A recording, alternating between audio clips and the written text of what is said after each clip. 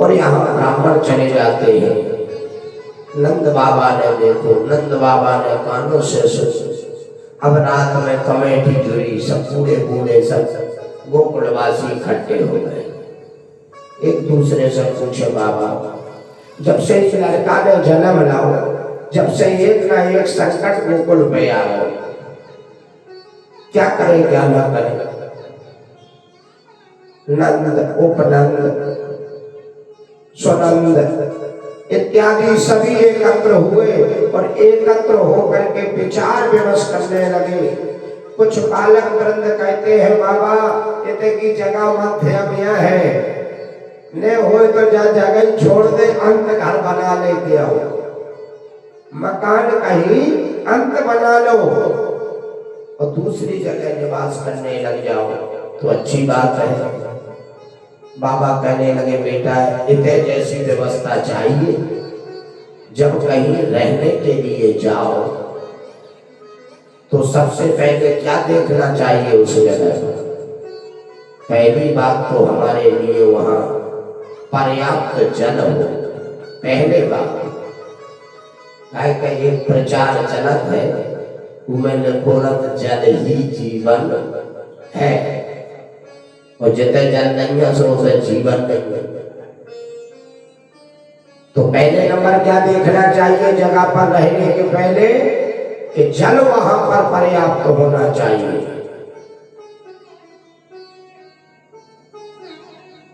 नंद बाबा कहने लगे, बेटा जैसी गोकुल में व्यवस्था है, यदि ऐसी व्यवस्था कहीं दूसरी जगह हो तो ठीक है,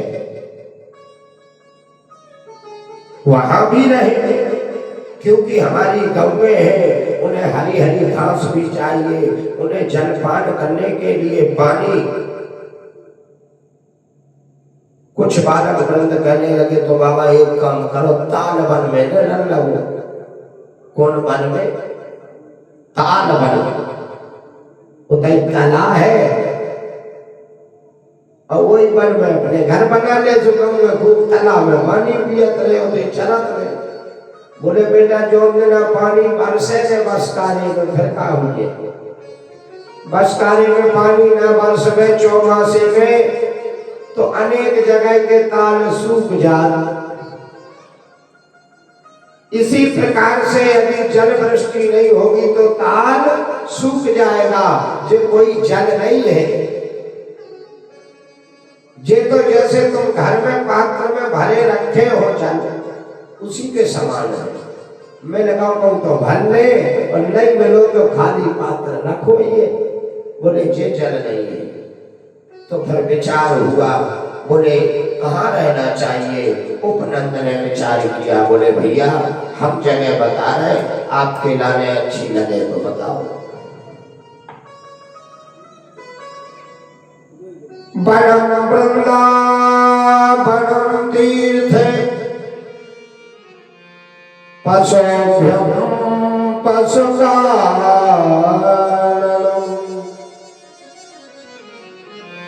गोपी गोपी गवां सेव्यं पुण्यापि तुलवेरुधम्।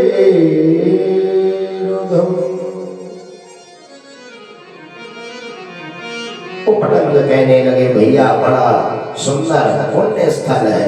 बोले क्या? बोले वनों में वन है तो केवल वृंदावन, वनम वृंदावनम तीर्थ, तीर्थों में तीर्थ भी है वृंदावन। इतनी बात कही और बोले जल के लिए व्यवस्था अथाय जमुना जी है, जहाँ एक साल नहीं 3-3 साल जल बरसे ना तो भी जल छोड़ने वाला नहीं है।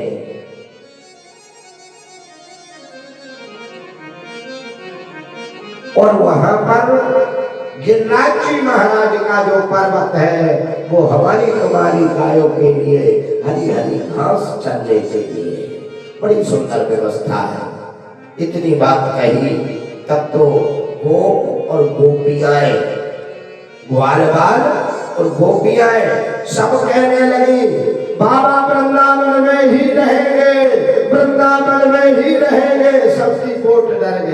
और सबकी वोट डर जाए तो राजा होते ही बन जाते नहीं, वही प्रत्यार से जीत जाते। ऐसे ही सब गोप गोप खगाम से प्यम, ग्वाल वालों ने, गोपियों ने, सबने एक ही राय कही, बोले वृंदावन में ही रहेंगे। उपरंग ने कह दिया तो प्रातः काल तैयारी करो, वृंदावन के लिए कूच करेंगे, वृंदावन के लिए चलेंगे। सभी अपने अपने सामान गाड़ियों में रख करके वो वृंदावन की तैयारी करते हैं।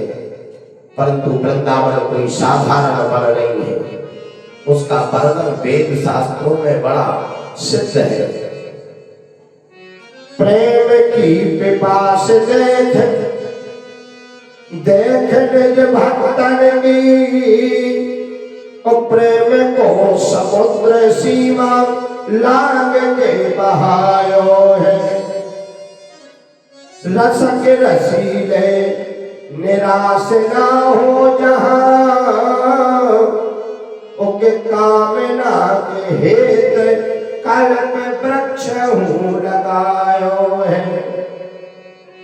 चिंतामणि जगत चादर बिछाए जहां, और भात प्रतिभात कुंज कुंजन सजायो है। और भक्तन को भूषण और तिलक तीनों लोगों का, भक्तों के हेत वृंदावन धाम हूँ बनायो है। अरे भक्तों के हेत वृंदावन धाम हूँ बनायो है। भगवान ने वृंदावन धाम की ऐसे रचना नहीं की, इन भक्तों के प्रति ही ये धाम चारों धामों में श्रेष्ठ धाम बनाया है। जहां प्रेम की पिपास मिट जाए, प्रेम का समुद्र सीमा लांग कर बहने लग जाए, रसक रसीले जहां निराश ना हो, जो कामना लेकर के जाए वो कामना की पूर्ति हो, ऐसा कल्प वृक्ष है वृंदावन। चिंता की मणि है वह वृंदावन,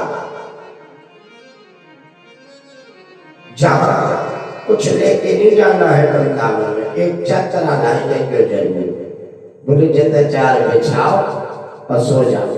सोना ही वृंदावन में समाधि है, बैठना ही वृंदावन में अखंड तप है। वहां पर कोई भी काम करो सब भगवान की तपस्या में ही लेखा जाएगा। चाहे तुम पैदल चलो सो यात्रा है, बैठ जाओ सो तपस्या है, सो जाओ तो समाधि है। ऐसी कोई चीज नहीं है जो वहां तप में ना जुड़े, वो सभी चीज तपस्या में जुड़ जाती है। गोपियाओं ने भी सुना था कि वृंदावन की महिमा तो मैंने भी ऐसी सुनी है, बड़ी प्रफुल्लित है। सभी गोप ग्वाल तैयारी करते हैं। भगवान की आयु हो गई 4 वर्ष 56 दिन की आयु भगवान की, वो 4 वर्ष 56 दिन हुए। प्रातः काल होते ही गाड़ियों में बैठ करके वृंदावन धाम की ओर प्रस्थान करने लगे। बड़े हर्षित हैं, सभी गोपियाएं बड़ी प्रफुल्लित हैं और बड़े मंगल गीत गाते हुए वृंदावन के वर्णन को करते हुए मार्ग में चलते जा रहे हैं। क्या कह रहे हैं?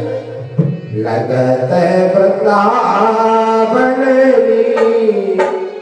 कोहवाली मोहे, लगत वृंदावन को, लगत वृंदावन कोहवाली मोहे, लगत वृंदावन को।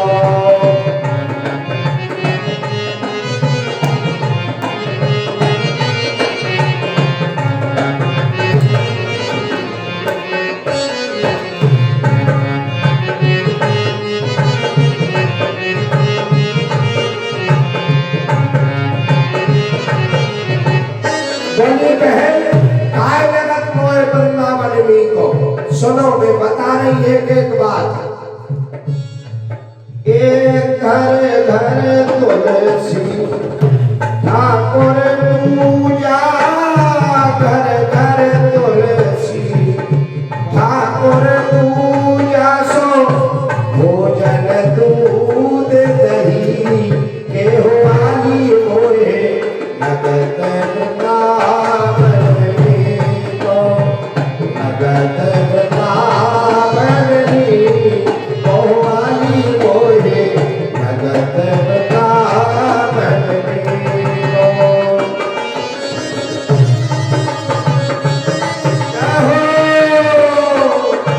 कबरा मैया की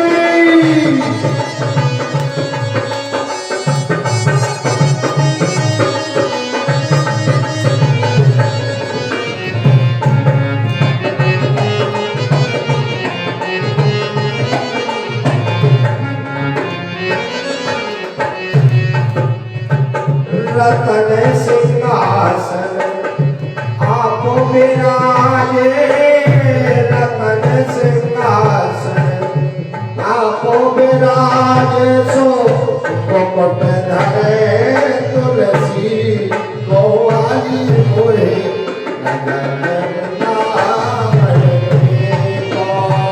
नगद वृंदावन में गोवाली मोए नगद वृंदावन में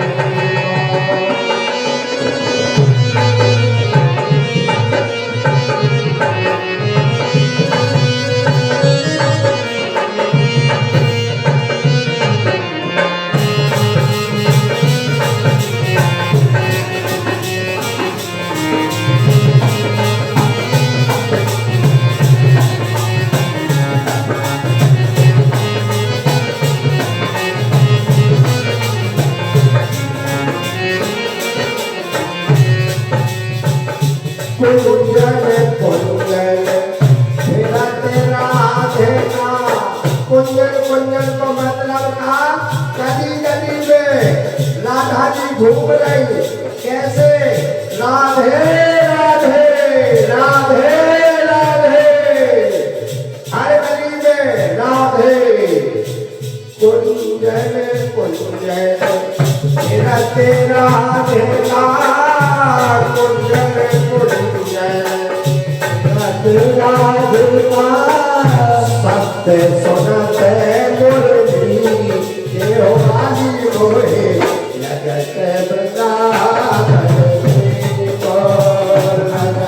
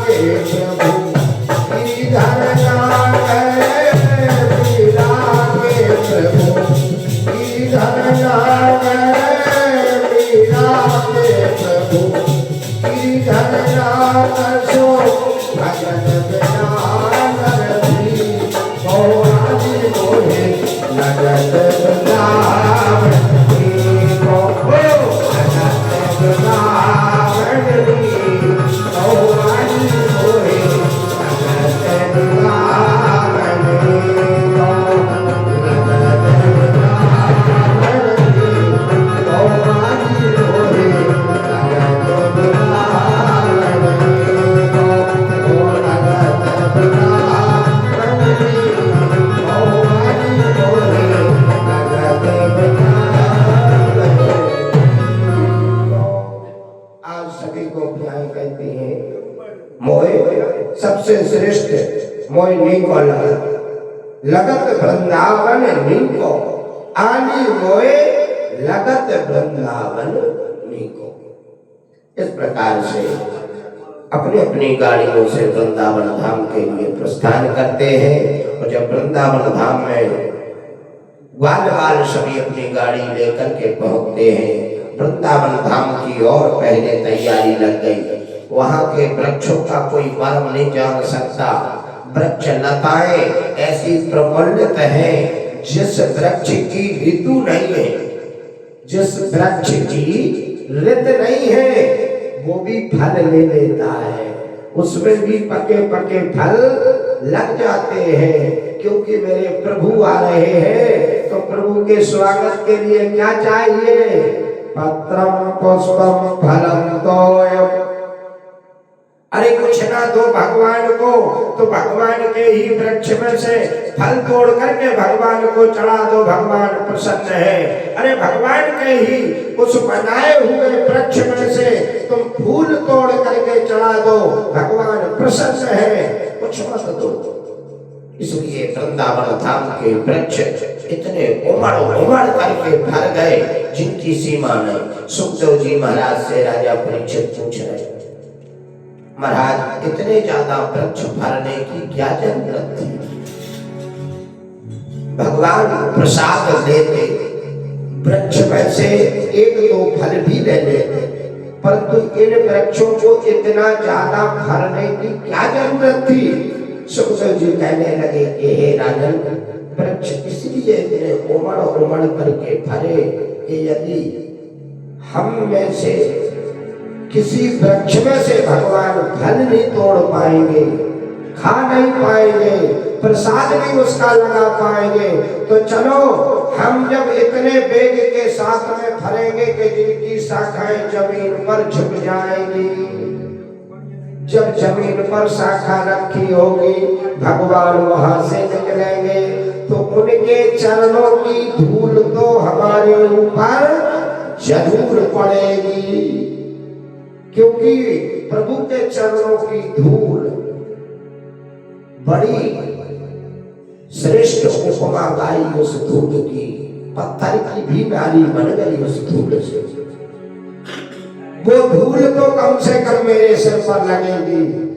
सब वृक्ष सोचते हैं प्रभु हमसे फल नहीं तोड़ेंगे तो चलो उनके चरणों की रज तो हमें मिलेगी। जैसे कहते हैं राधे तेरे चरणों की गर धूल जो मिल जाए, चरणों की रज पाने के लिए इतने वेग के साथ में फर करके उमड़ उमड़ करके फर गए। भगवान जैसे वृंदावन धाम पहुंचते हैं तो भगवान उन वृक्षों के मन के मनोरथ को सिद्ध करते हैं, उनके लिए चरण रज भी देते हैं। कैसे? चित्रकूट में भगवान के समक्ष राम जी सरकार के समक्ष भरत जी गए और भरत जी पहुंचे तो भरत जी ने भगवान से कहा, बोले प्रभु यदि तुम देना चाहते हो हमें कुछ तो मैं जो मांगू वो दे दो। बोले क्या चाहिए भरत? जो तुम कहोगे सो देंगे। तो भरत जी ने बड़ी सुंदर बात कही और क्या कहने लगे कि ठीक है, मैं जो तुमसे मांग रहा हूं अब वो हमारे लिए अवश्य प्रदान करें। क्या? अर्थ न धर्म न काम रुच, अरे गति न चाहो निर्माण, जन्म जन्म रति राम पद, यह वरदान नया। तुम्हें देना है तो केवल तुम अपने चरणों की हमारे लिए भक्ति दे दो, ये चरण ही हमें दे दो बस, और कुछ नहीं चाहिए, ना अर्थ चाहिए। अर्थ है पैसा, धर्म नहीं चाहिए। कौन धर्म? जो के लाने राजा दशरथ मार गए, कौन सा धर्म? कि रघुकुलनीत सदा चली आई,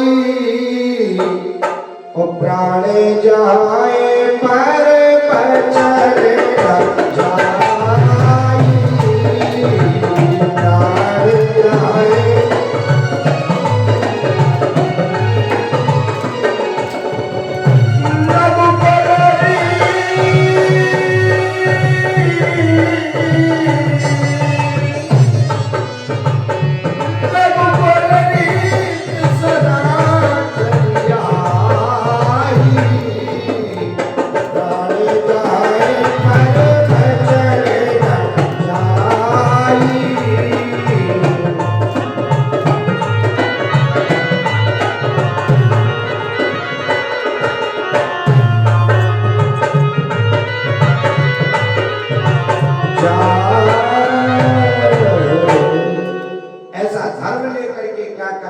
जो एक बार भी राजा दशरथ जे भी कह सके, कह तुम क्या कर रही हो? अर्थ लेकर के ऐसा क्या करे? क्या नहीं था अयोध्या में? सब कुछ था कि नहीं? कोई काम का है? नहीं। ऐसा धर्म लेकर के क्या करे जो सब धर्मों का, सब धर्मों का अनर्थ करने वाली जन। ऐसा धर्म भी नहीं चाहिए जो उस धर्म के बंधन में एक बार ये भी ना कह सके कि मेरे प्रभु के लिए 14 वर्ष का वनवास क्यों? अर्थ न धर्म न काम रुचि, ऐसा काम किस काम का जिससे काम के वशीभूत होकर के राजा दशरथ कहते से एक बार बोल भी नहीं सके। अर्थ न धर्म न काम रुचि, गति न चाहो निर्माण। जो कहने लगत के भगवान की भक्ति कर ले, पूजा कर ले, कथा सुन ले, बोले काय हो? बोले गति मिल जाए। क्या मिल जाए? परम गति, गति मिल जाए। तो भरत जी कह रहे हैं गति भी नहीं चाहिए। देखो उसके लिए भी इनकार कर दिया। अर्थ न धर्म न काम रुचि, गति न चाहो निर्माण, और जन्म जन्म रति राम पद, यह वरदान नया। यदि तुम्हें देना है तो अपने चरणों की रति दे दो। गति भी चाहिए। क्या चाहिए? रति। इस चरणों की रति को भरत जी मांगते हैं। वही चरणों की रति आज यहाँ वृंदावन के वृक्ष भी कामना रखते हैं। उमड़ उमड़ करके फल गए, जिनकी शाखाएं जमीन पर पड़ गई। वृंदावन के वृक्ष को मरम न जानहि कोई, डाल डाल उर पात पे श्री राधे राधे हो। वृंदावन धाम के वृक्ष लताएं सभी केवल उनसे हिलते हैं, और उस हवा में आवाज आती है तो आवाज में क्या सुनाई देता है? राधे राधे राधे राधे। बस ऐसे कहते हैं कि राधा रानी का वहां प्रभाव बड़ा तेज है, तीनों लोकों में श्रेष्ठ है। कौन? हमारी राधा रानी।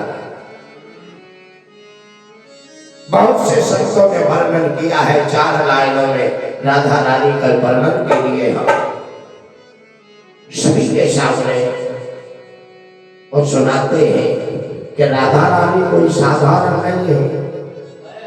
बोले 3 लोक से न्यारी हो राधा रानी हमारी, राधा रानी हमारी। 3 लोक से न्यारी हो राधा रानी हमारी, राधा रानी हमारी।